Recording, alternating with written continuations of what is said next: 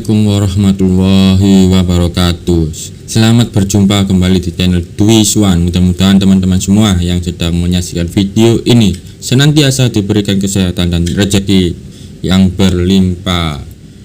Amin ya robbal alamin.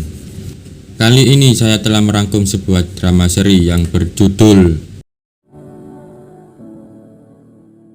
Cerita ini dibuka dengan adegan seorang anak yang bernama Lin Xuan, berusia sekitar 6 tahun. Dia berlari-lari memanggil ibunya dan ternyata hari itu sedang terjadi pertempuran besar antara klan Kuwu dengan klan manusia.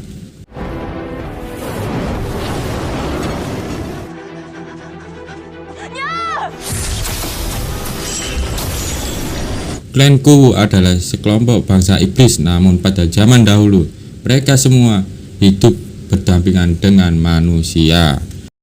Saat itulah kaisar iblis dari klan Kuwu, yaitu Kaisar Naga, berhasil ditangkap dan akan dibunuh. Namun bersamaan dengan itu seorang wanita dari klan Kuwu yang ternyata wanita ini adalah ibunya berusaha menyelamatkan Kaisar Naga, yang mana ternyata Kaisar Naga ini adalah kakaknya sendiri.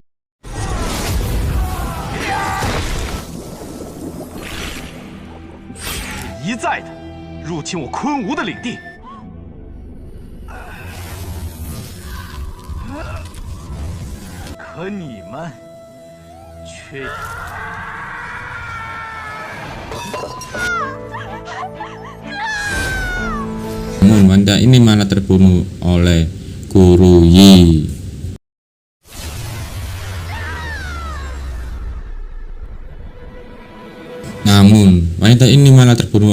Yi. Saat mau membunuh Kaisar Naga, tiba-tiba datanglah seorang perempuan dari klanku. Dia adalah gadis suci ke-19. Dia bernama Ling Ar.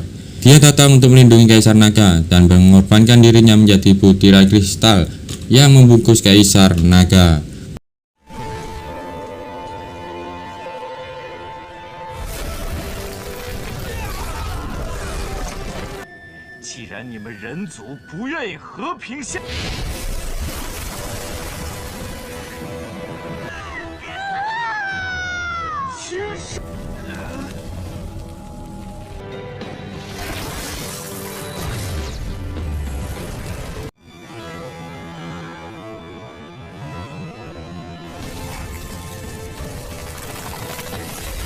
Bersamaan itu dia pun berjanji mengatakan dalam waktu 10 tahun Kaisar Naga akan bangkit dan akan menghabisi seluruh bangsa manusia di bumi ini.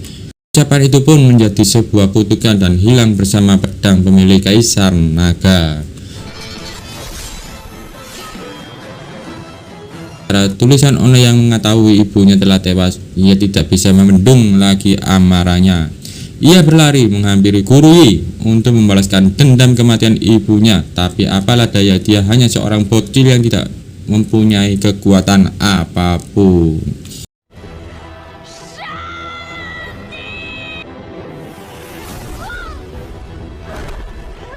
Keesokan harinya Lin Xuan ditangkap dan akan dieksekusi, tapi bersamaan dengan itu ayahnya datang dan memohon kepada Guru Yingxi agar tidak membunuh anaknya. Ternyata ayah Lin Xuan ini adalah manusia, sementara ibunya berasal dari klan Kuwu yang disebut klan iblis. Dengan dendam yang membara, anak itu terus berteriak-teriak ingin membunuh guru besar Yingxi. Namun ayahnya juga terus memohon agar Guru Yingxi tidak membunuh Lin Xuan. Dia berjanji jika suatu saat nanti anaknya membuat kekacauan merugikan kaum manusia, dia akan bertanggung jawab dan bersedia dihukum mati. Dan tidak hanya itu juga, dia berjanji tidak akan membiarkan anaknya keluar dari istana kerajaan. Guru Yingxi pun mengatakan bahwa dia akan mengampuni Lin Xuan, namun ada satu syarat, yaitu Lin Xuan akan diangkat menjadi muridnya. Tentu saja ayah Lin Xuan ini setuju, yang penting anaknya tidak jadi dibunuh. Melihat dendam yang begitu besar, Guru Yingxi kemudian menghapus ingatan Lin Xuan sebelumnya, sehingga Lin Xuan ini tidak ingat lagi kejadian 10 tahun sebelumnya.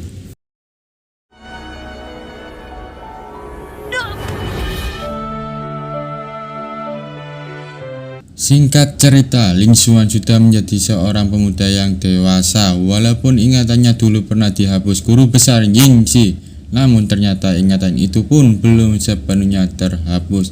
Sewaktu-waktu masih teringat almarhum ibunya, namun hanya bentuk bayangan saja. Ia dididik oleh guru Yingzi. Ia hidup dibesarkan di istana kekaisaran, tetapi Ling Xuan ini tumbuh menjadi pemuda yang sedikit nakal dan terkenal paling sulit diatur. Gurunya sendiri pun ia panggil bukan dengan panggilan guru, melainkan dengan panggilan orang tua tengil. Namun dalam kesehariannya ia selalu didampingi dan diawasi oleh seseorang yang memang bertugas melindungi Ling Xuan. Suatu hari di istana kekaisaran akan mengadakan pelantikan putra mahkota pertama.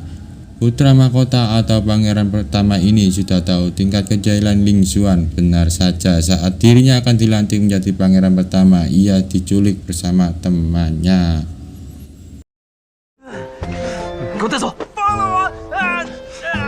Sementara itu di aula istana mereka semua menjadi panik, terutama kaisar, karena sudah hampir setengah jam putra mahkota pertama yang akan dilantik belum juga datang. Tak selang berapa lama seorang prajurit melaporkan kepada kaisar bahwa pangeran pertama telah diculik oleh Ling Xuan, pelindung negara. Sontak kaisar langsung menuding ayahnya Ling Xuan bahwa dia tidak becus mendidik seorang anak. Ayah Ling Xuan pun langsung berjanji akan membawa pangeran pertama ke hadapannya secepat mungkin dan akan memberi pelajaran atas kenakalannya. Sementara itu di tempat lain tampak seorang wanita bersayap terbang melintasi gunung-gunung di atas kerajaan kaisar. Dia adalah gadis suntik ke-20 dari klan Gu. Dia bernama Youlian. Dia mendarat di sebuah tempat bersama gurunya dari klan Gu, seorang guru yang merupakan roh pedang dari pendekar kaisar naga. Mengingatkan kepada Youlian bahwa dia atau Youlian ini adalah gadis suci ke-20 yang mewajibkan membebaskan kaisar naga yang saat ini disegel di akademi. Waktu 10 tahun sudah tiba, itulah waktunya kaisar naga harus bangkit untuk kembali memimpin klan Gu.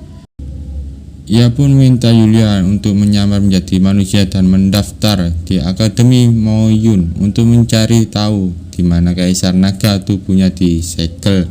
Tentu saja tujuannya adalah untuk membebaskan kaisar naga dan membesarkan orang-orang klan Gu yang masih ditangkap oleh para manusia.